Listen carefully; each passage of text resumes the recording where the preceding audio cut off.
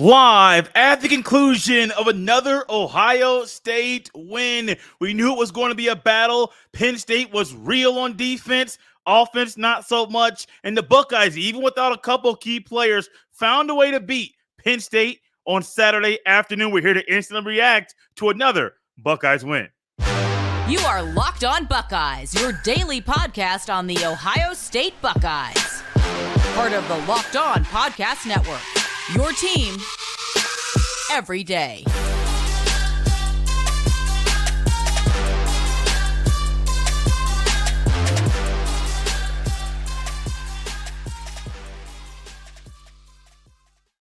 Also the host of the Jay Stevens Podcast. It is Saturday, October 21st in the year 2023, and we are all gathered here together live on YouTube, on the Locked On Buckeyes YouTube page, to instantly react to another Buckeyes win. This one, a 20-12 win over the Penn State Nittany Lions. I want to thank and welcome everyone that's here. Thank you for tuning in to this live postcast. Subscribe to the Locked On Buckeyes YouTube channel, and make sure you smash the like button on this video. We are all going to discuss what went down during today's game, how the Buckeyes capitalized on opportunities and players that stepped up when key players were not able to go in this game. But this game was one we knew it was going to be a battle. We knew Ohio State needed to come out and bring their A game.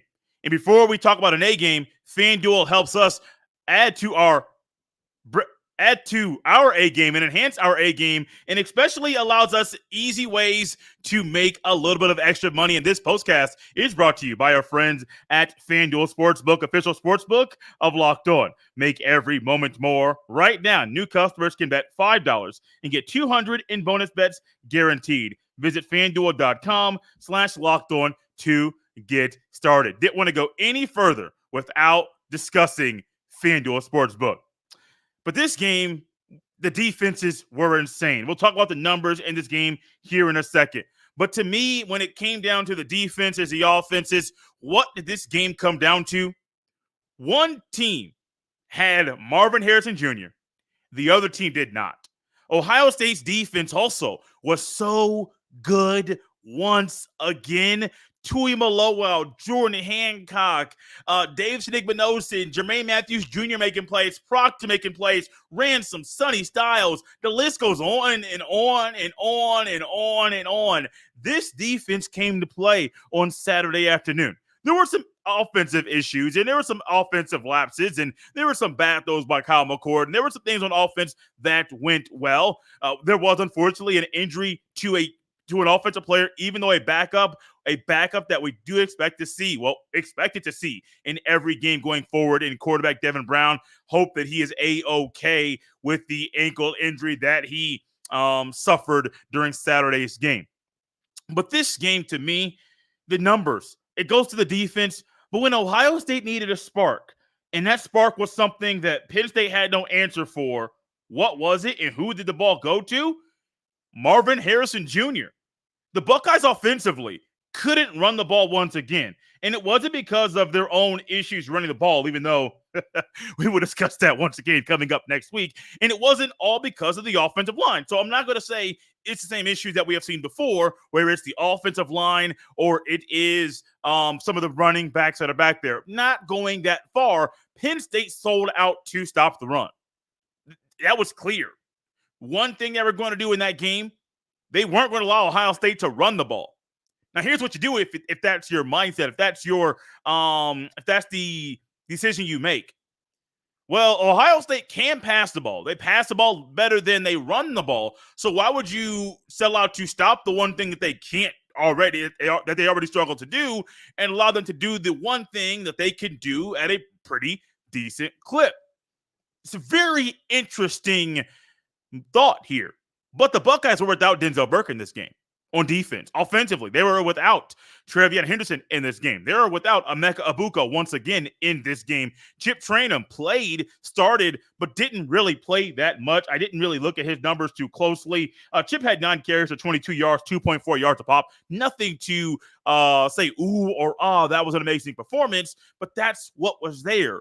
Mayan Williams did get a trip into the end zone, 24 carries, 62 rushing yards, 2.6 yards a pop. And Mayan, for the first time all season, Mayan looked healthy.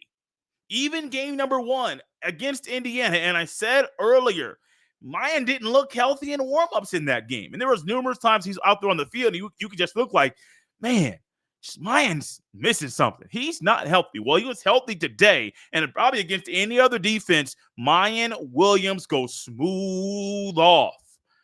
But didn't happen. What did happen? Ohio State in this game had Marvin Harrison Jr., had 11 catches, 162 receiving yards, 14.7 yards per reception, and 1 touchdown. That touchdown came in the fourth quarter. Marvin Harrison Jr., they had no answer for him. And Ohio State's very smart. And Brian Hartline, maybe this is his presence being felt as Ohio State's OC this year, moving Marvin Harrison all across the field, maybe wide. Maybe he split out wide by himself on one side, or he's in a bunch or trips formation on the other side of the line of scrimmage on the outside receiver. He may be the middle guy on a trip. He may be the inside guy on a trips. Why? Because he's so versatile. He can do those things very, very, very well. Ohio State has and had in this game Marvin Harrison Jr., and it showed up in a big, huge way. I knew going into the game, if Abuka was not there, there's a hole offensively in the passing game. Now, Kyle McCord struggled at times, made some poor decisions. He was being sped up by the Penn State defense. To credit them for how well they got Kyle McCord to speed up his own internal clock. And then at one point, I'm watching the game like you were, and I'm like, wait, okay, so his clock went from being really fast to not the best snaps in the world, but you get the idea of what I'm trying to say. His internal clock got really slow, and there was a sack at that point of the game deep in the Buckeyes' own territory. It wasn't ideal. And when the Buckeyes needed a spark, somebody to lean on, it was Route Man Marv. It was Junior, as I call him. It was a guy who's not only the son of a Pro Football Hall of Famer, but a guy who is trying to be that in his own. And hey, some guys, their parents are Hall of Famers in their sport that don't live up or don't even have the skills that their parents had. For example, just something I heard on a podcast recently, Michael Jordan's boys.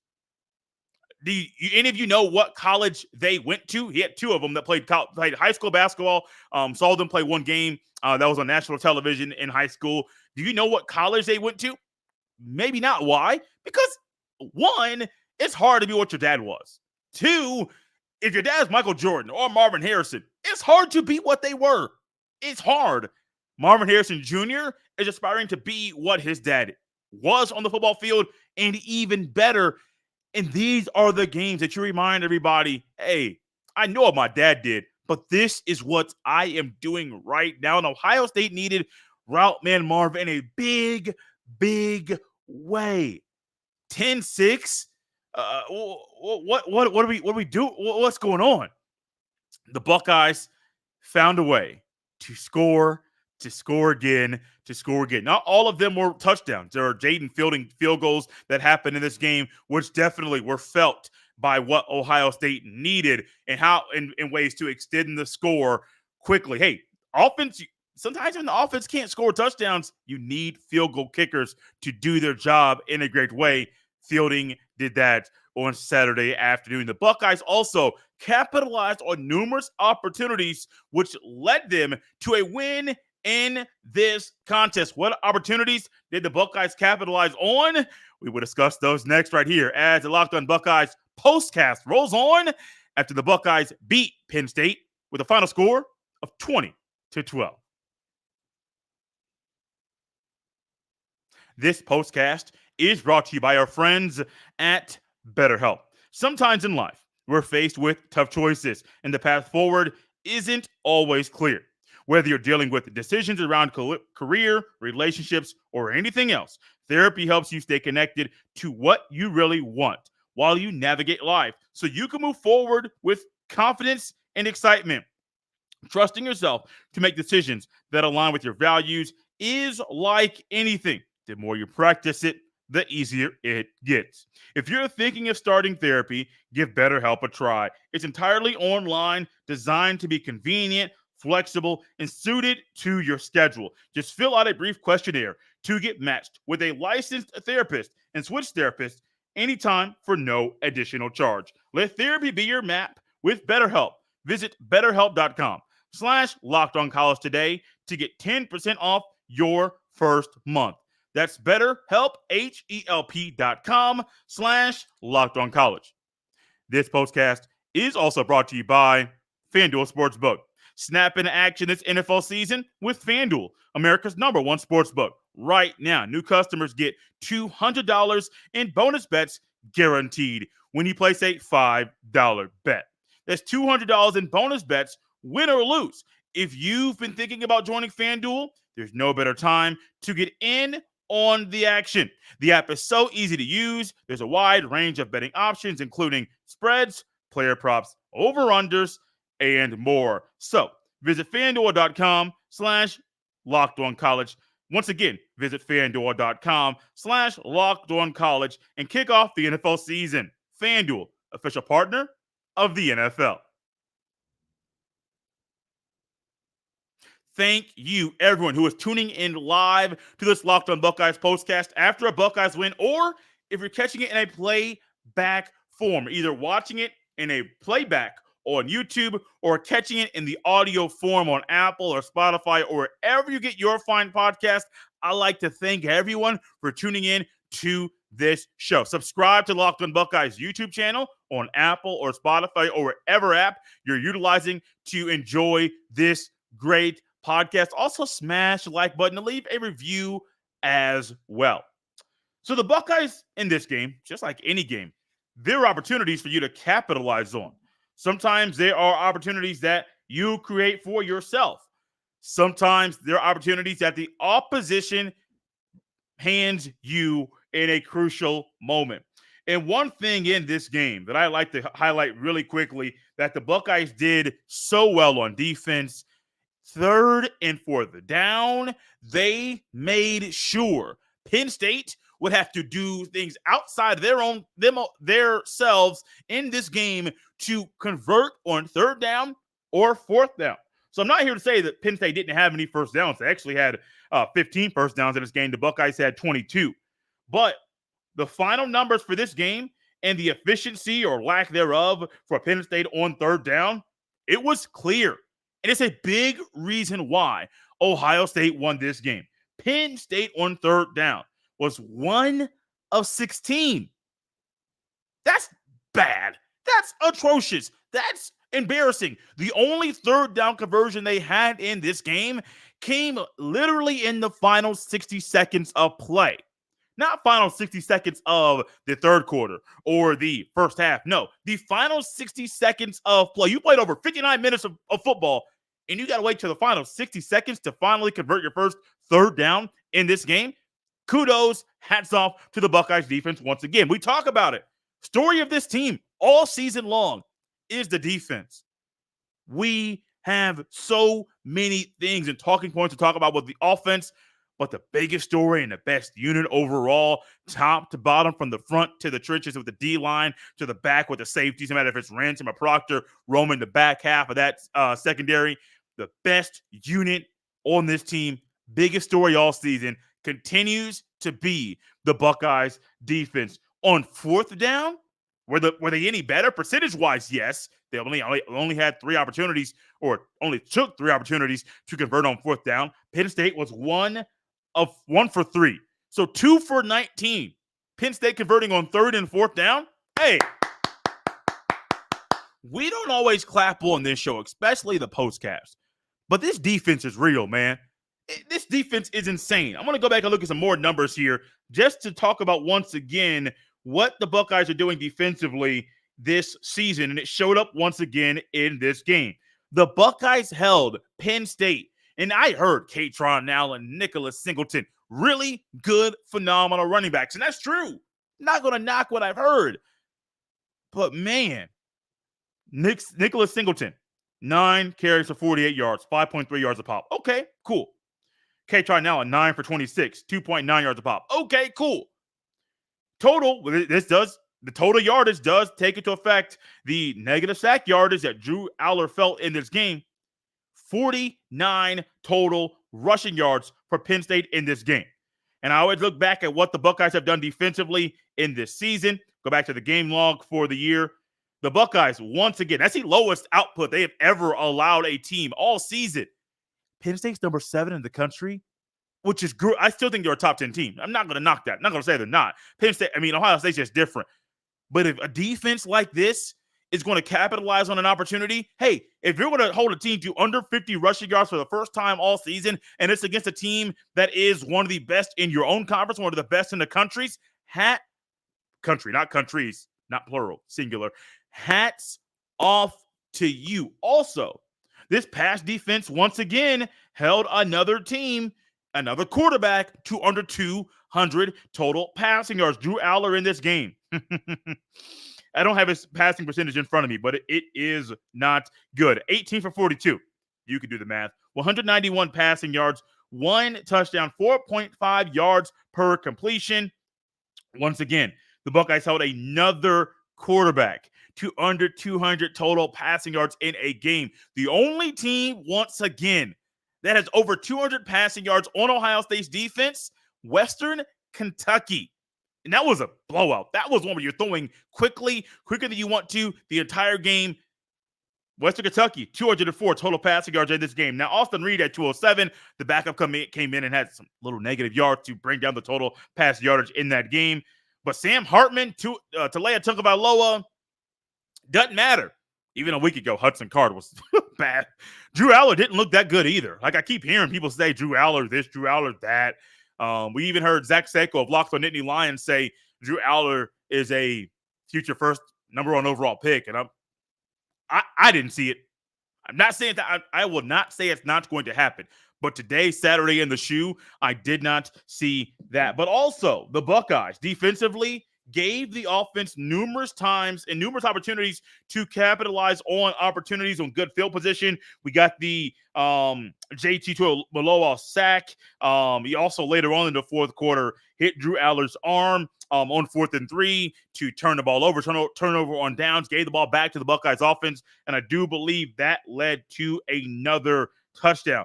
But early in the game, I believe this was in the first quarter, could have been the second, but I want to say it was in the first. There was a scoop and score. Kyle McCord got rushed. The blitz came at the right time. Kyle McCord got fumbled. Ball security was not something that was a good quality for him at that time. Fumble, scoop and score. Penn State scores. Okay, cool. Like, okay, we got a ball game, guys. We got a ball game. Things changed right there. And I wonder how much Penn State is kicking themselves for what happened on that play. Yes, it was a scoop and score, but that got overturned because there was defensive holding called. Marvin out for a route. He got held. It was called. Buckeyes get the ball back. Mayan Williams scores his first touchdown. I believe it's the only touchdown, actually, in this game. This game for Ohio State is one that we will be talking about for a while later on in this season. Those are just a few of the ways that the Buckeyes were able to capitalize on opportunities. The Buckeyes, let's just say that all of a sudden the Buckeyes defense was 1 for 16 on stopping the opposing team on converting on 3rd down, 1 for 3 on stopping the opposing team on converting on 4th down. But the Buckeyes didn't score. We couldn't say they capitalized on opportunities because they did not do that. But that, to me, is one of the biggest things with this team right now. You don't have your second best receiver. There are way too many drops out there on offense, and I'm not going to say names. There are multiple guys that drop balls in this game. But one thing we're saying, despite some of the issues offensively, this defense over and over and over again is rising to the occasion. There were also players in this game who rose to the occasion because their number needed to be called when it might not normally be at the top, at the front of the coach's mind. Who are we discussing? We dive into that next here as this postcast rolls on after another Ohio State win.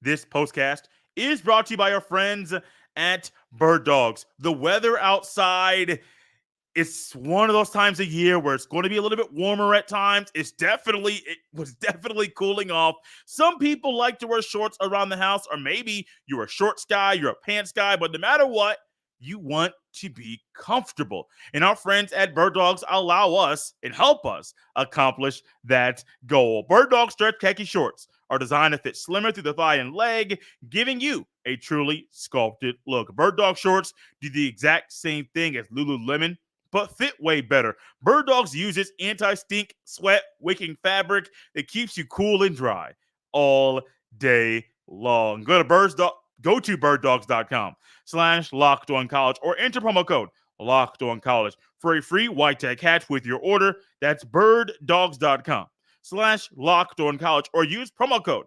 LockedOnCollege for a free white tech hat. You won't want to take your bird dogs off. We promise you.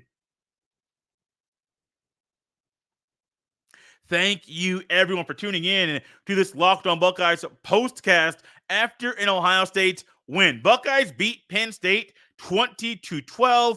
We had a feeling it was going to be low scoring. That is correct. We had a feeling that it was going to be a battle for all four quarters. That is correct. We had a feeling that both offenses might struggle at times. That is also correct. We also had a feeling Ohio State would beat Penn State. That is the final outcome of this game. Going into the game, well, early in the day, can't say going into the game. Early in the day, I normally wait. And I said it on the show. I was going to wait until 10 a.m. I was expecting a report to come out a little before 10 a.m. about what players would be available for Ohio State or unavailable for Ohio State. Normally, Big Ten says, hey, no later than 2 hours before kickoff, you have to have handed into us what players are on the injury report, available, unavailable, game time decision, questionable, whatever you want to call it. Have that into us no later than 2 hours prior to the start of the game, kickoff. And so normally that's what I do. And then I want to say it was either before game day started or shortly after game day started. ESPN Game Day, the famed, wonderful pregame show that was in Columbus. Big Noon was there. Josh Pate of Late Kick was there. JD Pickell of On 3 was there. JD Pickell and Josh Pate, they host YouTube shows. Josh Pate is phenomenal. JD Pickell is phenomenal. If they want to come on the show, they're allowed to. I would welcome them here to just discuss ball, talk Ohio State, and their thoughts on how the Buckeyes are playing this year. And so I was waiting and looking, and I saw, okay, cool. Abuka, I think it was a game time decision questionable. Burke was out. Henderson was out. That was the original report. And then Pete Thamel comes on game day and says, Henderson's a game time decision. And so I went back and checked. No, the initial report was right. Pete Thamel was right as well. After the initial report that came out around 9, a little after 9 o'clock, Ohio State altered it before turning it in officially, and they had time to spare to turn in the final report and maybe make some changes if they needed to about what was handed into the league office. And so Henderson was questionable, game time decision. He ultimately did not play. Burke did not play. Abuka did not play. So we knew going into it who was going to step up in the place of Abuka. That was a big ask. Who stepped up big? Who got more playing time than normal? Carnell Tate. 3 catches, 21 yards. 7 yards per reception. Pretty good job for you getting your first extended playing time for the Buckeyes, who also stepped up once again, who made some phenomenal plays, who also mossed the Penn State defender. It was Cade Stover. And Cade Stover, once again, is showing us, hey, what was one thing that the NFL scouts needed to see from him?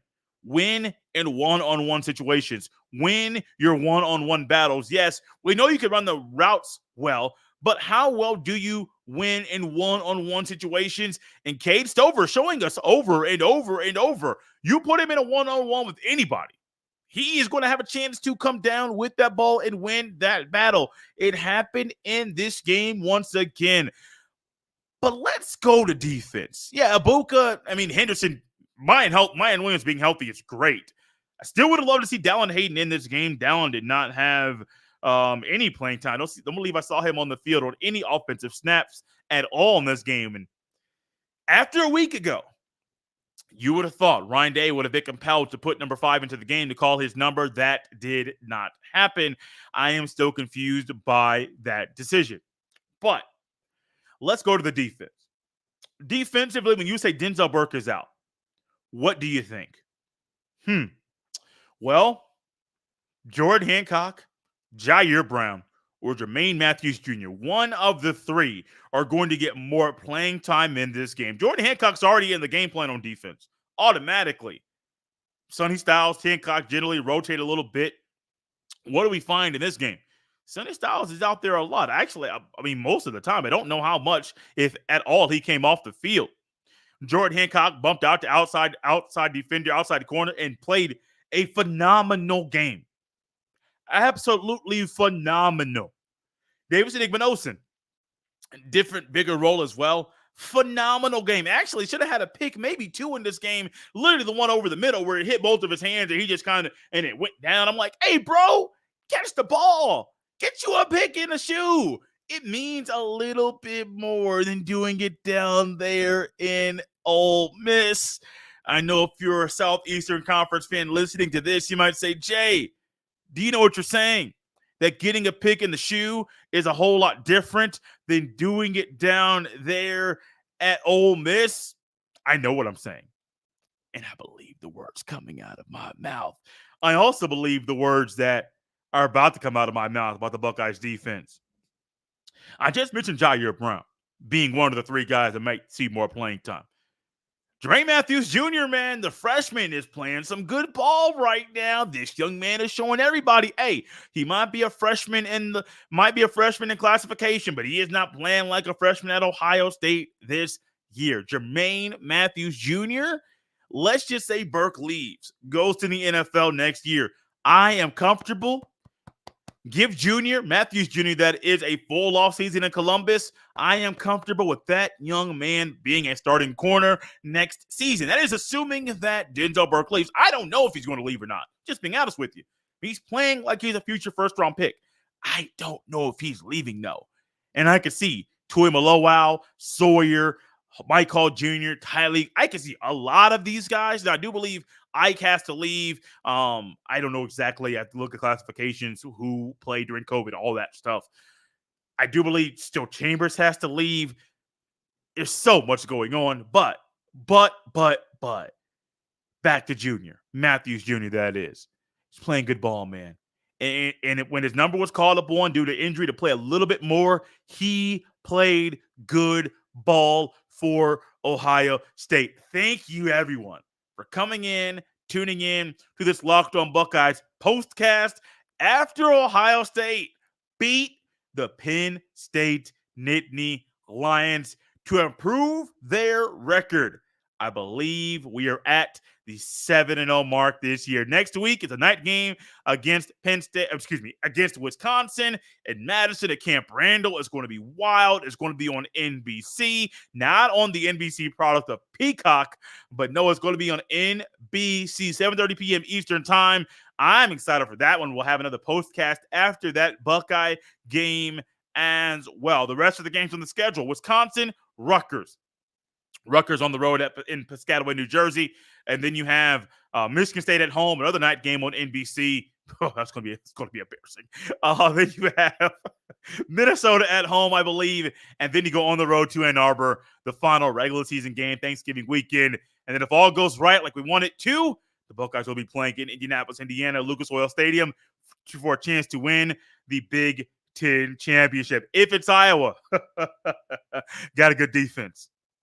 Can't make that same statement about the Hawkeyes offense. Out of here, guys. You can follow me on X at jstevens07. You can send all of your emails to jstevens317@gmail.com. Thank you for tuning in to this Locked On Buckeyes postcast after Ohio State beat Penn State 20-12 to improve their record to 7-0. What's the best thing about going 7-0?